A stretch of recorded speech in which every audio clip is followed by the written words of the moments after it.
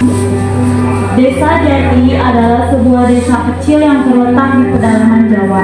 Desa makmur di mana para petani hidup dari hasil bumi yang melimpah. Saat ini, desa tersebut sedang ada pemilihan kepala desa yang baru.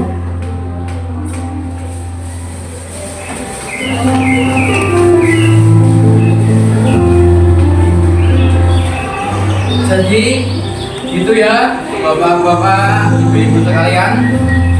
Jika saya terpilih menjadi kepala desa di desa Jati ini, saya berjanji akan memakmurkan, mensejahterakan bapak-bapak sekalian, terutama melihat besarnya peluang di sektor pertanian kita. Saya akan memajukan sektor tani kita. Wah, Mbak ini sekali ketemu Joko. Desa kita kan menjadi desa yang paling bahagia di program lapangan wisata ini. Nah, benar banget tuh ibu, bapak-bapak. Setuju. Alhamdulillah, akhirnya desa kita akan mengalami kemajuan setelah sekian lama kita bertani diabadikan. Saya yakin upaya ini adalah pemimpin yang sejati yang bisa memajukan desa kita. Alhamdulillah, saya memakai dulu Pak.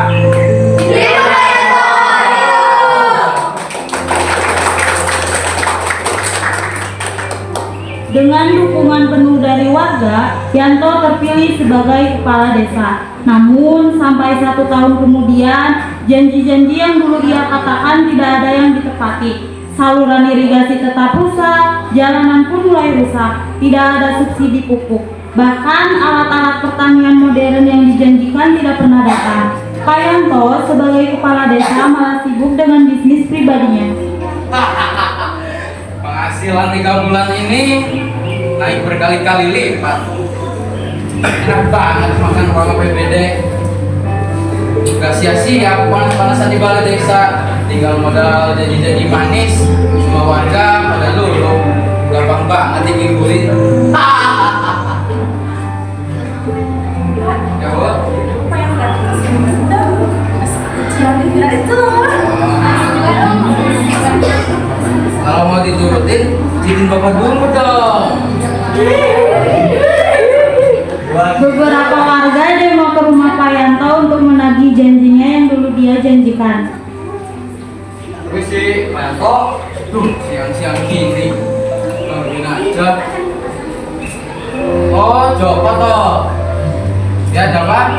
Jadi gini Pak, saya dan beberapa warga desa kami sudah naik lapor, tapi katanya tidak ada. Jadi kita tidak bisa terima. Yaudah, mau apa sih? Bilang aja. Jadi gini Pak, dulu kayak kau jadikan alat-alat pertanian yang lebih modern, kok sampai sekarang nggak ada ya Pak? Karena janji-janji Pak Yanto yang mau diberikan ke warga. Tolong kebijaksanaannya Pak Kades. Alah, itu doang kok diributin. Saya nggak bisa asal beli itu aja. Banyak yang harus saya pertimbangkan. Kira-kira kapan ya Pak? Ini sudah 1 tahun lebih loh Pak. Jalanan kita sudah mulai rusak, masih kita juga sudah sana mulai diperbaiki. Tuh, kamu tahu sendiri kan? Bukan cuma itu aja yang saya pikirin. Banyak. Udah, gini deh. Pak Joko ini kan punya pabrik.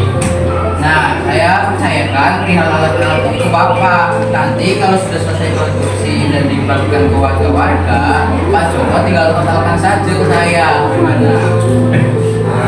Saya sih bisa Pak. Betul sih, jadi yes.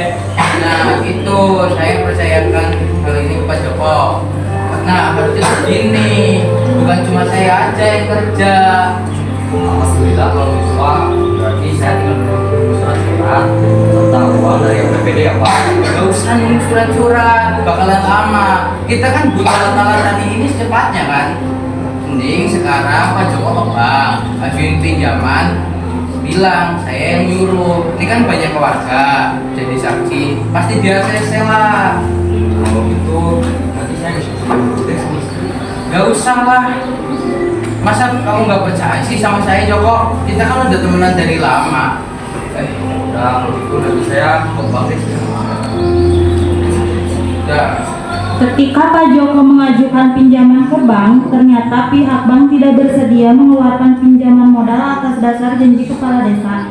Tetapi karena Pak Joko percaya akan Pak Yanto, dia akhirnya berani menjaminkan pabriknya.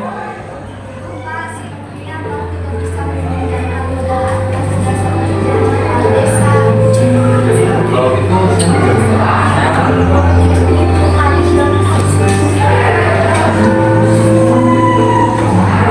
Setelah modal cair, Joko dan karyawannya langsung giat memproduksi alat-alat pertanian yang dibutuhkan para petani desa Jati.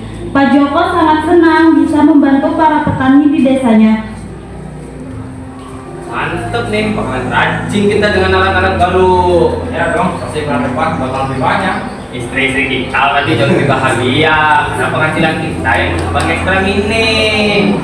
Tetapi bulan demi bulan berlalu, pembayaran yang dijanjikan oleh Pak Yanto tak kunjung datang. Pak Joko sering mencoba menghubungi Pak Yanto, tapi selalu tidak diangkat.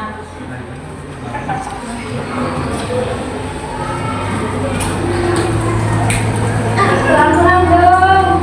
Nih lihat, aku habis beli kamu masih ada aku. Masih langsung kayak kamu bengong.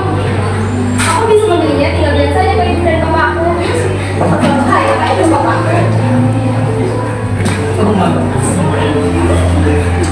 Lala langsung pergi ke rumah untuk mengadu kepada orang tuanya.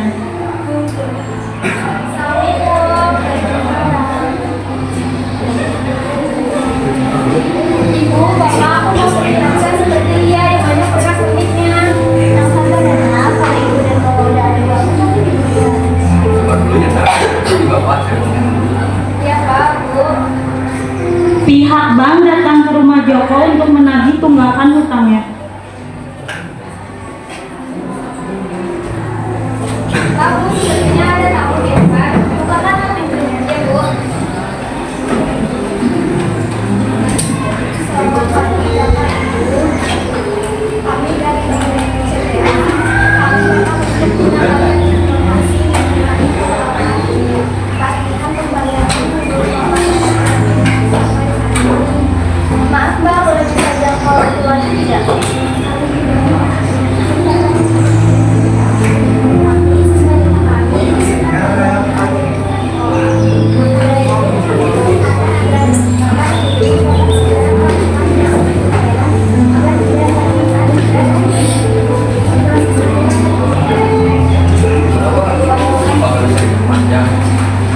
Baik Pak, kami mengucapkan silakan tidak bisa membayar tunjangan listrik pengeluaran tersebut. Maka kami terpaksa harus menerima dari Bapak Ibu.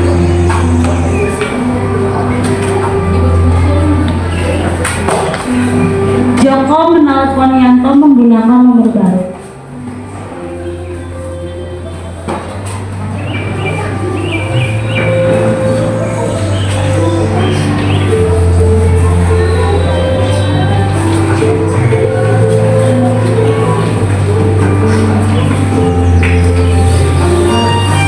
Duh, siapa sih telepon? Pasti mau kirim Toyota Camry. Oh, dia mau kirim Toyota Camry ya? Bukan Pak, ini Joko. Si awalnya berarti nomor temanku. Ya, sudah Pak Joko. Jadi gini, perihal alat-alat pertanian gimana ya Pak? Apakah sudah turun?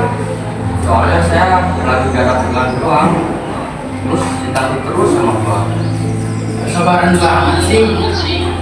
Ya udah, gak usah telepon aku lagi. Saya sibuk nih. Ada apa sih Pak? Kok kelihatan Ibu? Itu loh Bu, si Joko. Dia telepon aku pakai nomor baru. Aduh, udahlah Pak, nggak usah dipikirin. Ini keluarga bercerita sama saya aja. Wah, bener juga Bu. Halo? Halo, Pak Joko? Pak Joko? Joko? Gimana ini tagihannya? Gimana Pak? Udah ada uang ganti belum dari Pak Kadis?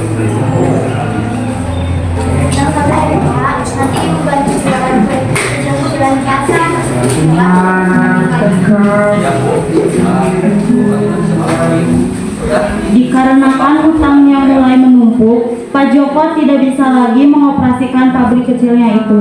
Dia bahkan mencoba mendatangi Pak Yanto untuk meminta haknya, namun malah diusir mentah-mentah. Dia juga sudah mencoba menjelaskan hal tersebut kepada bank. Namun mereka juga tidak mau tahu karena tidak ada perjanjian hitam di atas putih antara dia dan Pak Yanto. Bank pun akhirnya menyita pabriknya Joko. Kehilangan usaha yang dia rintis sedari muda membuatnya depresi berat hingga akhirnya dia bunuh diri. Astagfirullah, ada mayat.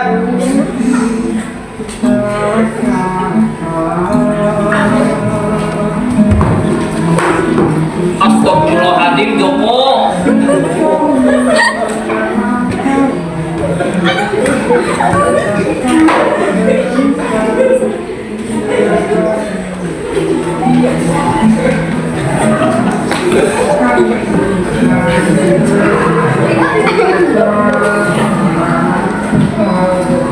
Kehidupan istri dan anaknya berubah drastis seketika setelah kepergian Joko. Istrinya berjualan kue keliling di pasar sembari ditemani anaknya. Pak, Bu, mari beli kue. Bu, aku mau kue sendiri.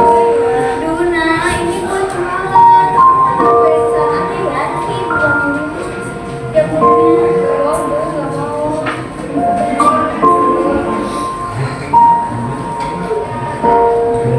Kasian banget ya Joko dan anaknya sekarang.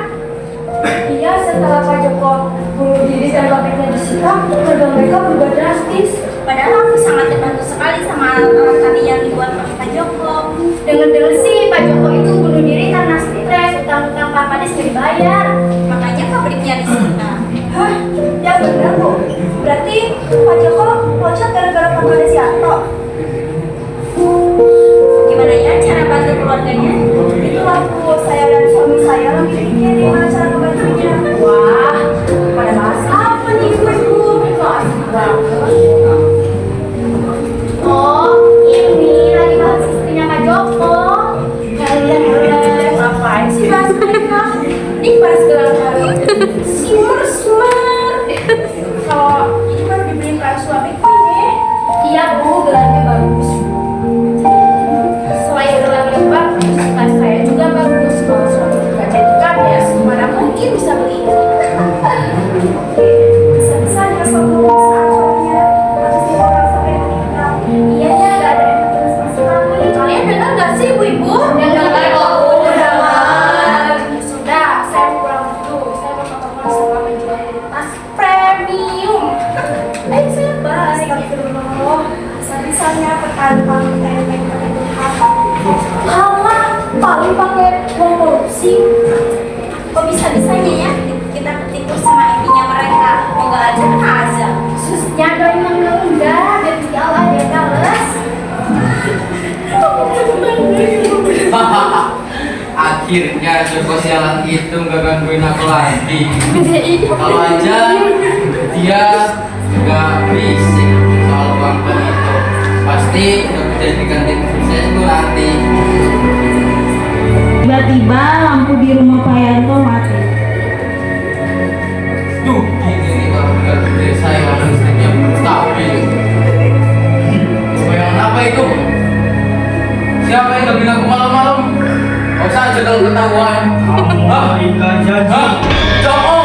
Ini semua gara-gara kamu. Setan! Kita. Aku beri aku!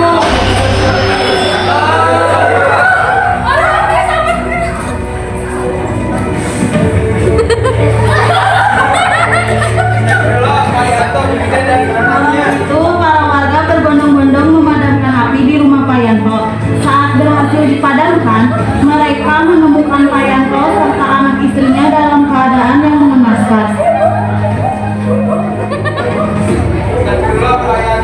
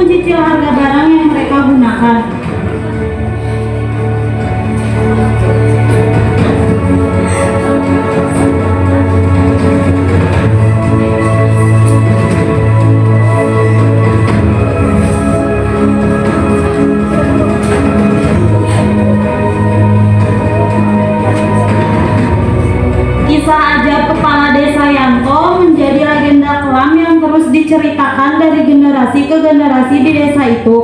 Kini setiap pemimpin desa yang baru diingatkan akan satu hal, jangan pernah memanfaatkan kekuasaan untuk menindas orang lain karena karma akan datang pada waktunya. Setelah itu, warga desa Jati hidup bahagia dan makmur kembali dengan hasil bumi yang melimpah. Terima kasih.